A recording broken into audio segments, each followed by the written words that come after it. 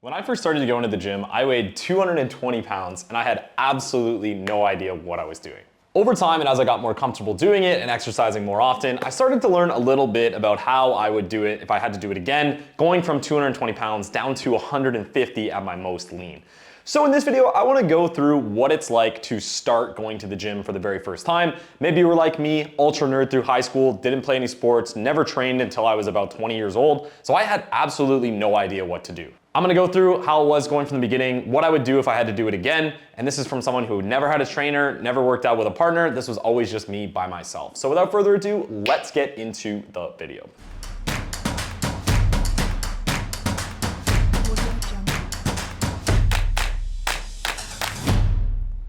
All right, welcome back to the Lifting Nomad. If you're new here on the channel, I've been to 35 countries in my life. I lost 70 pounds, and all throughout the time of traveling, I've been staying in good shape, focused on fitness, wellness, balanced approach to life, while still being able to enjoy some of those little luxuries like alcohol and meals out. So in this video, again, let's talk about what it's like to go to the gym for the first time. What I would recommend if you're someone who hasn't trained before. I know always going into the new year, and we're in February now, give me a break.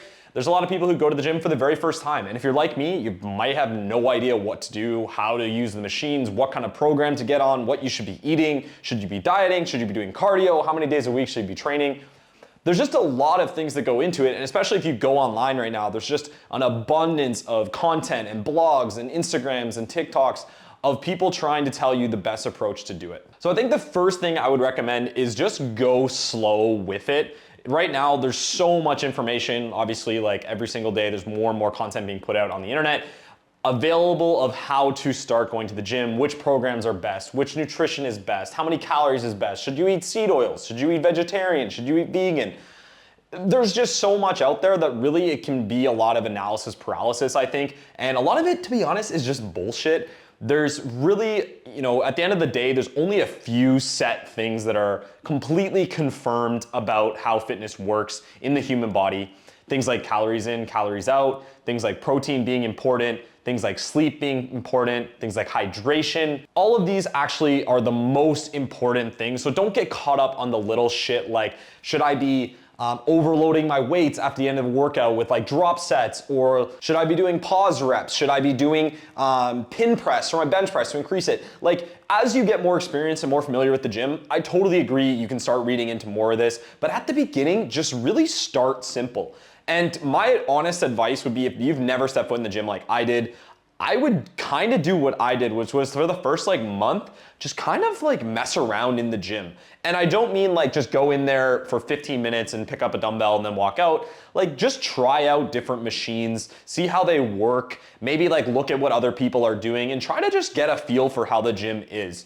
It's important to understand that every single person in the gym is there to better themselves, whether they're, creating main character energy TikToks, doing squats doing squats with the camera shoved up their ass. It doesn't really matter. At the end of the day, people are usually there for their own best interests, so they don't really care what other people are doing when they're doing their sets. So with that being said, I would say for the first month, if you were like me and had never ever worked out, just go 3 or 4 days a week to the gym with a plan of what muscle do I want to try and work out today. And to keep it as super simple as legs, push, or pull. And then when you think about the machines you're going to use in the gym or what kind of exercises you're going to try based off of what other people are doing, think of that literally as a machine that you're pushing. So that could be a bench press machine or a barbell bench press or a shoulder press you'll see a lot of people doing, or a pull, that's like a lat pull down, or for instance one of those row machines, or a dumbbell, a dumbbell curl. Essentially it's that motion of the mechanics, a push, a pull, and then obviously anything below your waist, whether that's trying a squat or going to the calf raise machine. Those are what would be considered a leg machine. So I would say literally spend 3 days a week at the very beginning for a month. Go in each day with one of those areas as your specialty. Go ahead and Google some push exercises, maybe some pull exercises, or maybe some leg exercises, see the form. But at the end of the day, just start super light and just go to the gym and, to be honest, kind of just fuck around. And you'll start to get a feel for how the machines work. How do you pull the pin out to adjust the weight? Where do I get the larger dumbbells? Should I be using the dumbbells from the floor or a bench? And just honestly try and take in what other people are doing. There is so many different exercises that people are doing in a gym on a daily basis. Once you're a little bit more familiar with it, general recommendation is to start to do things like bench press, maybe deadlift or the squat. Those are generally considered the 3 king exercises that there are.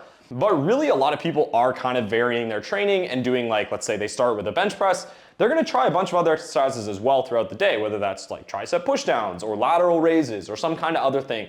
So I would say, like, just go in with that basic idea and just really try some shit. Get a feel for how much weight you can curl. And it is important, I would say, to, like, if you are gonna try a new exercise that has a free weight, maybe go to Google that specific one to see, like, the better form for it. But what you can also do is kind of just take a look at how other people are doing it. You'll generally see, like, the bigger, stronger, more fit people typically having better form, not all the time. There is kind of a philosophy, especially like in the enhanced community, of like doing really shitty cheat reps, especially if you have genetics that are prone to building muscle very, very easily. You may not see the best form, but overall fit people are going to be doing the exercises better than unfit people. Of course, there's gonna be outliers, and that's not 100% of the time, but I'm just giving you the general idea. Now, what would I do after that? So in terms of the training, we've got that down for the first month, right? To be honest, go in and kind of mess around. After the first month, I would say go online and find some kind of starting strength program. That's gonna be, again, push, pull, legs, some kind of variation of that with like bench press, deadlift, and squat. And they're programs that are gonna be designed to go really, really slow at the beginning and progressively overload as you get stronger and you're training in the gym. Now, what else can you do? Well, you're gonna go online and of course search, what kind of diet should I have? How much should I be eating at this weight? Blah, blah, blah. What kind of supplements should I get? And it's really gonna be overwhelming once again. So essentially, at the barest form, fitness is combined of 2 elements: training and nutrition. That's it. Supplementation, optional. Sleep, really, that should be a foundation regardless of if you're training or not. Sleep is one of the most important things human beings require. Hydration, things like that, that's just like living. I'm talking about purely training and diet. Those are the 2 things that either make or break a good physique. So nutrition, what should you be doing? Well, get yourself a scale. Probably not a bad idea. If your gym has one, of course that works, but it's important to understand if you're eating before your workouts or if you're varying your times of day that you're working out and you're still measuring yourself at the gym, that could vary a little bit because the body fluctuates quite a lot. That's why I recommend you can pick up a scale for like $20 at any drugstore. We call them drugstores, it might be a pharmacy or even like a grocery store if you're somewhere else in the world. And every single day for that month, weigh yourself and see if your weight is changing as you do more exercise. Typically, if you're trying to gain weight, if you're trying to lose weight, if you're trying to like recomp and stay the same weight but gain muscle, having a scale is gonna help you understand how much food your body needs in order to do all 3 of those things. Like for instance, when I first lost most of my weight, when I was 220 pounds, I went down to like 165, let's say, in 6 months. So I lost right around 50 pounds in 6 months. And how I did that was pretty simple. I had a whiteboard in my room, and every single week I was weighing myself every single day, and then I was averaging it and putting the weekly average of my weight on that whiteboard. Over time, what it did is I could view my weekly progress and see it every single morning, every single night as I'm in my room throughout the day. And this just keeps yourself on track and keeps yourself accountable to what you need to do in order to reach your goals. I had a goal weight of 165 pounds. Obviously I crushed it, but it was tough. I'll be honest, like I was training 6 days a week, push-pull legs twice a week, and then I was doing cardio 45 minutes, 7 days a week on the elliptical machine. And I was eating, I would guess, at that time, somewhere around like 1,800 calories a day as a 22, 23-year-old 5'11" male. But if you're keeping track, that's just gonna let you see your progress and see if you're doing things the right way. If you are trying to lose weight and you are gaining weight while you're measuring yourself every day, you are simply either eating too much food or not doing enough activity throughout the day. That can be things like going for walks on lunch, or going for walks at the end of your workday, or doing cardio at the gym after you've done some training. But that is simply the amount of calories you're burning in a day. And if you are gaining weight, you are eating more food than your body is burning. That's the most simple way to put it. Don't overthink it. A calorie is a calorie. At the end of the day, we are essentially calculators. That is how the human body is designed. If you need 2,000 calories a day to maintain your weight and you eat 1,500 calories, you will lose weight. If you need 2,000 calories and you eat 2,500 calories, you will gain weight. That is just a biologic fact. That is how the human works. So what kind of nutrition should you have? Of course, there's gonna be thousands of different options out there. And I tell people the same thing that I generally recommend. If you take away foods you really love and go to some kind of restrictive or modified diet that you don't enjoy, you're gonna hate your life. It's not gonna be easy to maintain that for a longer period. Like when I lost that 50 pounds in 6 months, I was eating a lot of the same foods that I enjoyed, a lot of chicken, a lot of steak, a lot of rice, and a lot of vegetables. You know, these aren't surprise foods. Bodybuilders have been eating these for decades. But I was adding different spices and I was adding different seasonings and sauces that were lower in calories. So I didn't hate my meal plan. Now I've definitely adapted a much more creative and effective way to diet in foods that I really, really love. Like I don't really change my diet that much regardless of if I'm gaining weight or losing weight. The only thing that changes is the amount of food I'm eating, not necessarily the type. But at the beginning, again, don't overcomplicate it. Like just focus on higher protein meals. If you're going out to dinner, don't get things like a pasta. That's not really what you're looking for. That's gonna be all carbs, all fat with minimal protein. If you're going out for dinner, don't look at things like pizza because again, that's gonna be higher fats, higher carbs. You wanna look at things that have protein in them. So if you are like a vegan or vegetarian, unfortunately, I've never been one, so I don't have too much knowledge into how to get higher protein meals. I know things like lentils and chickpeas, like tofu, things like that can make the difference up. Unfortunately, that's not something I'm super well versed in, but there's also tons of other people online who are well versed in that. For me, as someone who does eat meat, whenever I go out, I just try and pick something on the menu that has a lot of meat. Whether that's like, I don't know, a grilled chicken breast with vegetables, or like a steak with a Caesar salad, or a shrimp, like a shrimp cocktail for an appetizer. Something that is just like focused on the protein. That's the easiest way you want to think about it. When you're looking at a menu, which of these dishes is going to have the largest portion of protein? And protein is almost always coming from meats or fishes or that kind of thing. So now you've basically figured out the simple understanding of what do I need to do when I get into the gym? What are some other things to think about? What do I wear? What kind of music should I listen to? Should I bring headphones? Do I have to use supplements?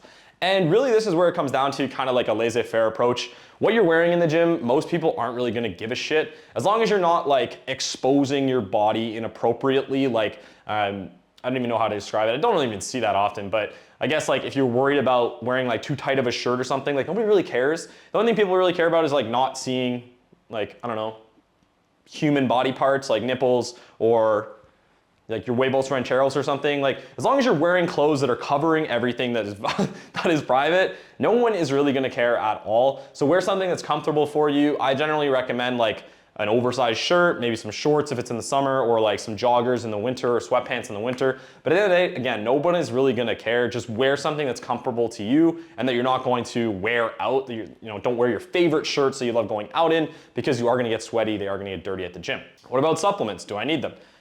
Essentially, no. Most people in the world who are like in pretty good shape essentially take the same kind of supplements, which is some kind of combination of creatine, maybe protein powder, and then usually caffeine. Pretty much it. If you're looking on Instagram for these really, really shredded people, they're likely on like SARMs or some kind of steroid alternative, or even just steroids themselves, testosterone. So don't even really look at that at the beginning. Like I know right now there's just like a massive overload of fake natties online. Don't even think about it. Just really look at yourself and where you're starting from and what you want to improve.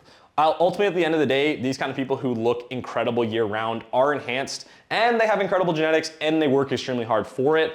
It's kind of just what they're put on the earth to do, right? So don't get too obsessed about looking like someone else online. Just worry about looking better than you did yesterday. And I guess the final thing is just kind of deciding what kind of gym to go to. And again, this really depends on your preferences. Do you want to do Pilates? Do you like dancing ballroom? Do you like, I don't know, going even like simpler if you're completely out of shape, something like axe throwing, or maybe like bowling even, like something really, really low intensity if you are someone who's very out of shape is gonna help you burn calories even if you're not, you know, working out at the gym for 2 hours a day.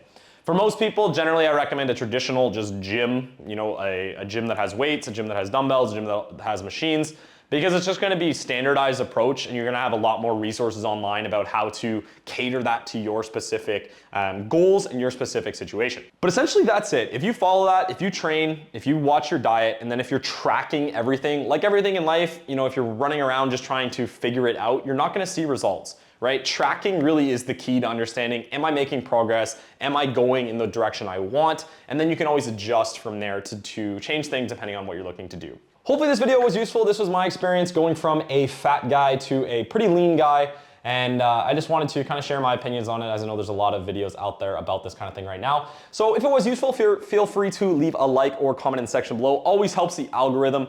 But as always, thank you very much for watching. My name's Alex. Welcome back to Lifting Nomad. We'll see you in the next one. Peace.